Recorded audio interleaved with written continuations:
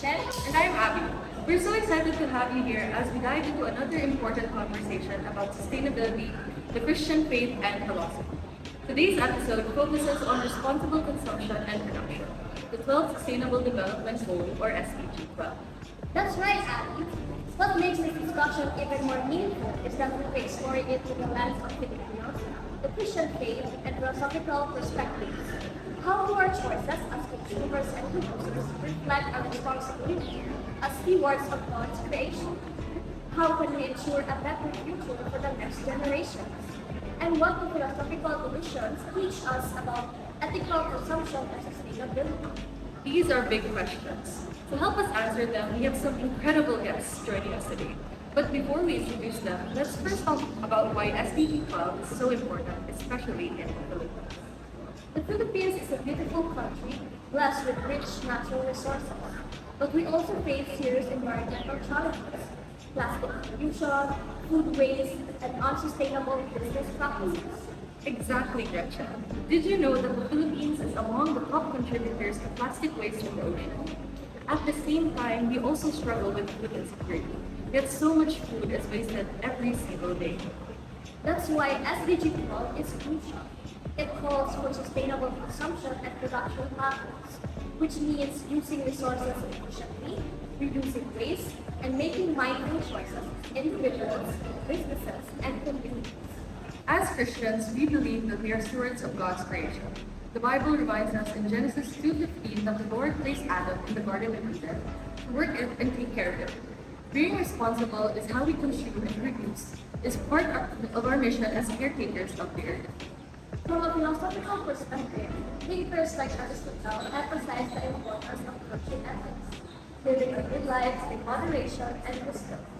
In the context of consumption, this means practicing self-control, avoiding excess, and making ethical decisions that benefit society and the environment.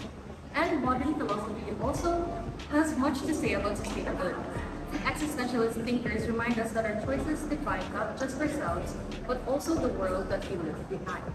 We must act responsibly, knowing that our consumption patterns can impact future generations. Alright, let's get into it. To dive deeper into our topic, let's take a look at the reality of responsible consumption and production, both nationally and locally. While rich in natural resources, the Philippines faces severe environmental and economic challenges. They will help us understand our discussion better by sharing their personal experiences and perspectives. We're so happy to have all of you here. Hello, fellow viewers! And other viewers. Thank you for inviting us to your podcast. Alright, let's get into it. To dive deeper into our topic, let's take a look at the reality of responsible consumption and production, both nationally and locally. While rich in natural resources, the Philippines faces severe environmental and economic challenges due to unsustainable practices. Like the rest of the Philippines, Mindanao faces significant waste reduction and management challenges. The increasing volume of solid waste, driven by population growth and industrialization, has strained existing waste management systems. Nationally, solid waste generation rose from 9.7 million metric tons in 2000 to 16.63 million in 2020, with projections suggesting it could reach 24.50 million tons by 2045. Several urban sectors are experiencing the consequences of inadequate waste management infrastructure. For instance, the sanitary landfill in Davao City has exceeded its capacity, leading to environmental concerns and the need for expansion of alternative solutions. According to Environment Secretary Maria Antonia Luizada, the Philippines generates as much as 61,000 metric tons of solid waste daily, enough to fill up approximately 37 Olympic-sized swimming pools. This daily accumulation of waste includes roughly 163 million plastic sachet packets, 48 million shopping bags, and 45 million thin film bags. Alarmingly, only a third of this waste reaches landfills and dumps, while an estimated 35% ends up in the ocean. The root of these issues often lies in overconsumption, lack of awareness, and unsustainable business models. Many industries prioritize profit over environmental responsibility, as consumers, we sometimes choose convenience over sustainability. That's a great point, Gretchen. The challenge is not just about reducing waste, but also about changing our mindset. Many people think that sustainability is only for the privileged, but in reality, responsible consumption benefits everyone in the world.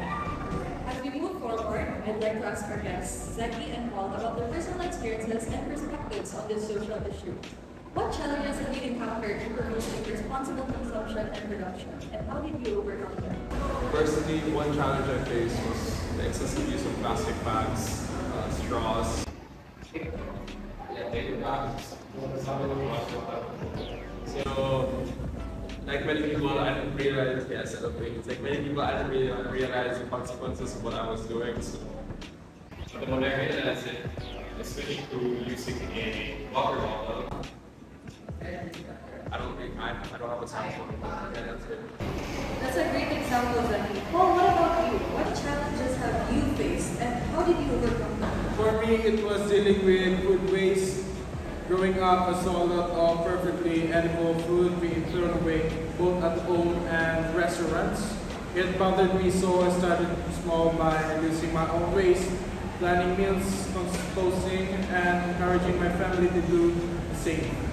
That's really inspiring. It's amazing how personal actions can lead to more significant community solutions. Absolutely. And it shows that making sustainable choices is possible for everyone. Now, let's dive deeper into the UNSDG and Christian morality. Now, one of our special guests, Sophia, who will be sharing an insightful perspective on the connection between the UN Sustainable Development Goals and Christian morality. Sophia, the floor is yours.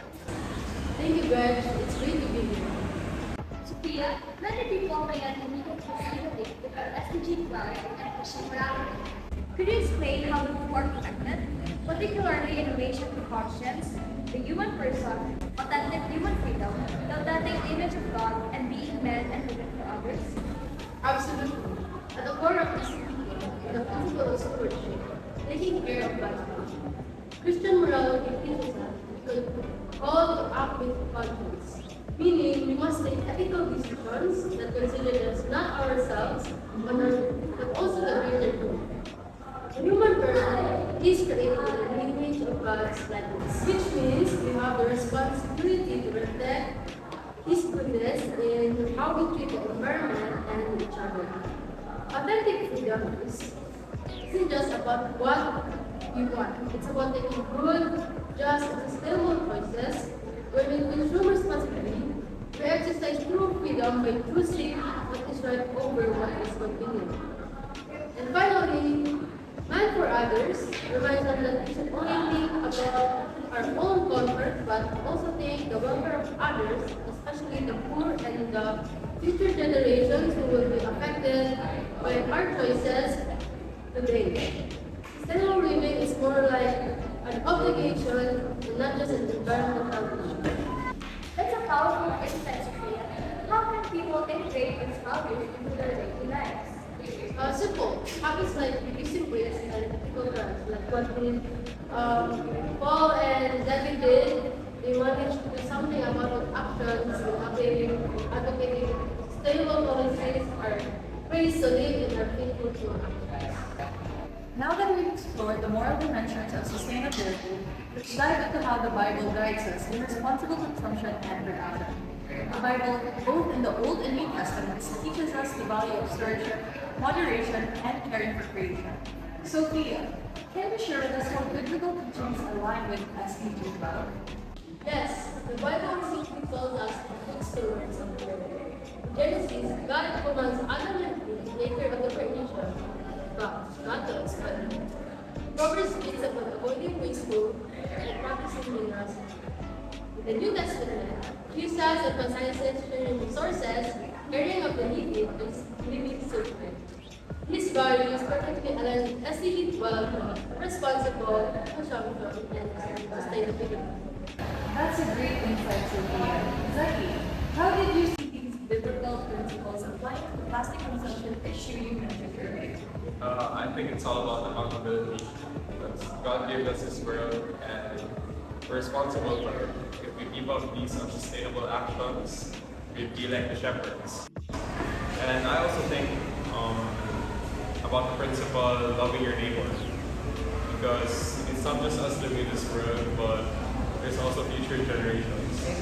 So yeah, that's what. Beautifully said. Faith can be a powerful motivator for sustainable action. Let's keep this discussion going. We just heard some insightful perspectives on how the Bible teaches us about responsible consumption and production. However, as with any complex issue, different interpretations exist. To add another perspective to our discussion, I'd like to introduce our other special guest, Marcus. Thank you, Gretchen! I appreciate the opportunity to share my perspective. While I agree that stewardship is of significant value, I believe the Bible also emphasizes human dominion over the earth. In Genesis 1 verse 28, God commands humans to subdue the earth and have dominion over all living creatures.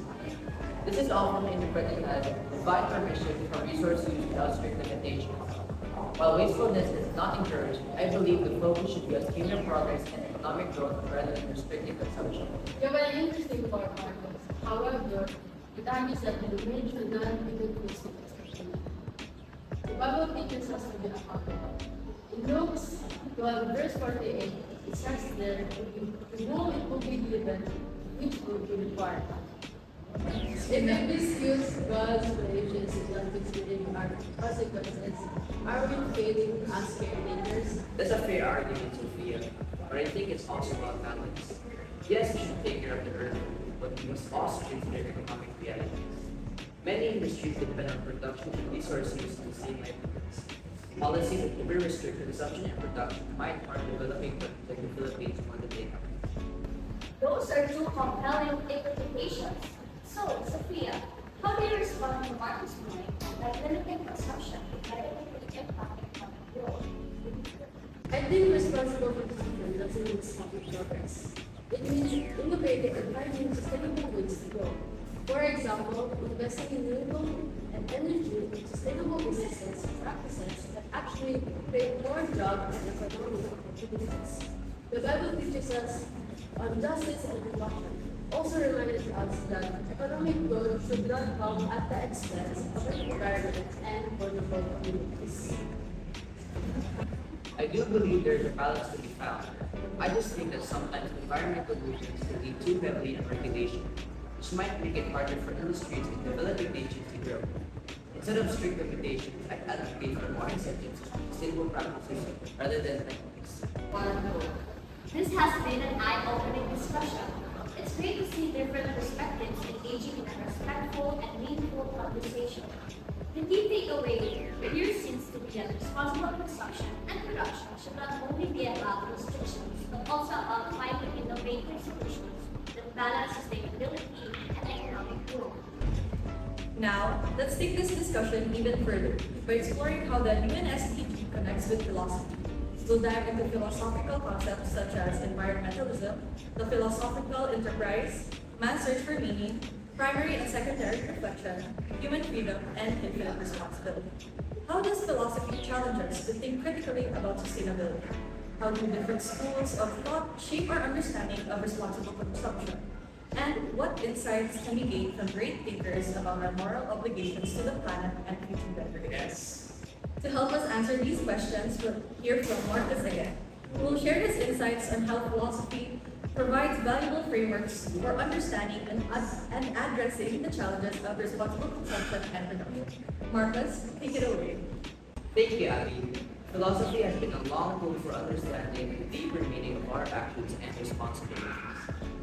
When discussing environmentalism, the philosophical enterprise, we ask fundamental questions. What is our role in the world? How do we define progress? Thinkers like Immanuel Kant emphasize this, while essentialists like Viktor Frankl argue that meaning is found in responsibility. When we apply this to SDG 12, we realize that responsible consumption isn't just about economic policies, but personal habits. It's about defining the kind of world we want to live in and the legacy we want to leave behind. The concept of human freedom also plays a huge role.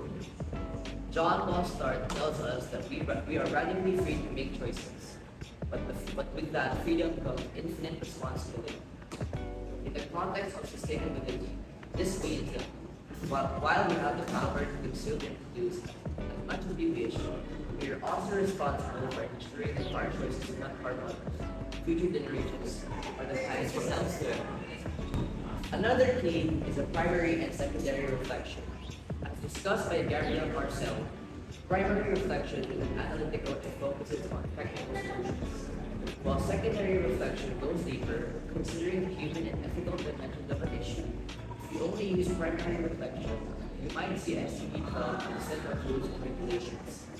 But with secondary reflection, we understand that responsible consumption is ultimately about cultivating a way of life that respects creation, human dignity, and the interconnectedness of all things.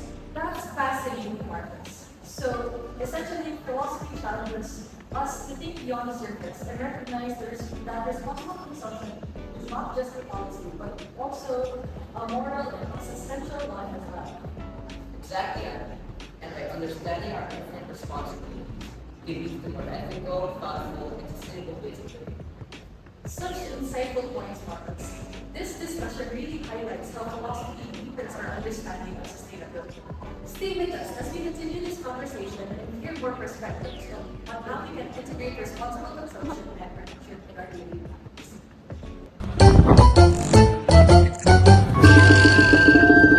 Now that we've heard Marcus's perspective on the philosophical foundations of SDG 12, let's bring in Sophia to share her thoughts on this topic. Sophia, how do you see the connection between UNSDG and philosophy? Thank you, Abby. Well, I appreciate Marcus' insights as he feels so deep. While philosophy challenges us to reflect deeply on our responsibilities, I believe certain philosophical ideas emphasizes common responsibility over individual and sectional choices. Teachers like Aristotle and Thomas Aquinas highlight the common good, arguing that sustainability should not be framed solely as a personal freedom, but also as a collective moral obligation. That's an interesting perspective, Sophia.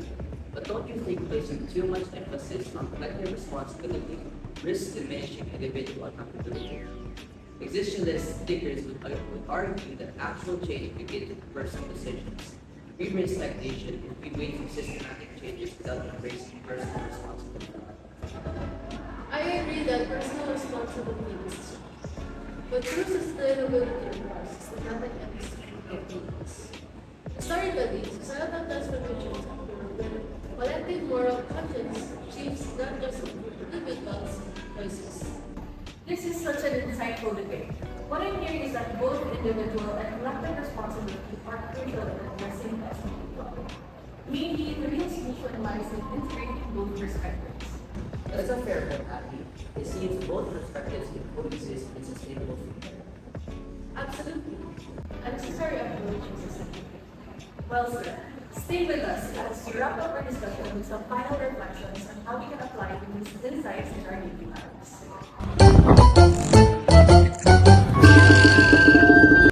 To wrap things up, Paul will share our call to action and emphasize how small actions can lead to bigger impacts.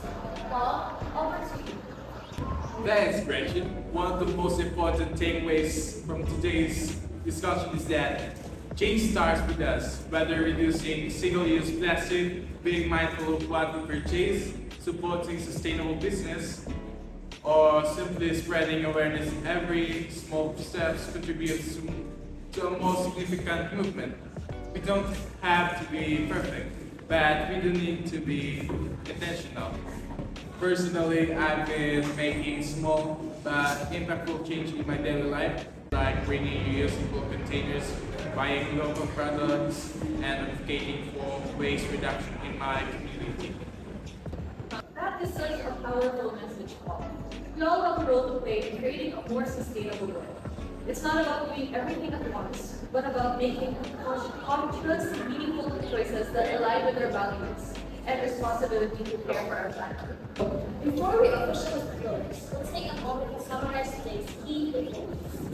We've learned about the pressing need for responsible consumption and production, how faith and philosophy shape our views on sustainability, and how small actions can lead to significant change.